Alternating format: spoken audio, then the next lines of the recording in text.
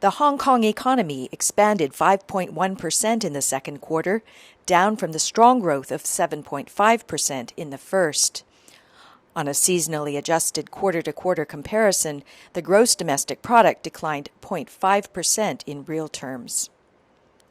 Goods exports slowed due to Japan's twin disasters and the slower growth in demand in many markets. Domestic demand became the key driver of overall economic growth.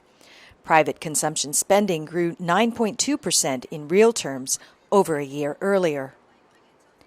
Property prices rose by 14% in the first half of the year. With more stringent mortgage loan terms, further government measures to stabilize the housing market, and greater uncertainties in the external environment, potential flat buyers turned more cautious. Transactions in the second quarter fell 9% over the preceding one. Inflation picked up from 3.7% in the first quarter to 5% in the second.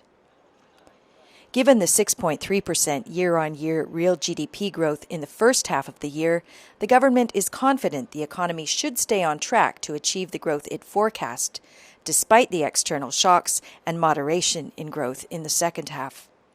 The forecast GDP growth for this year is 5 to 6%.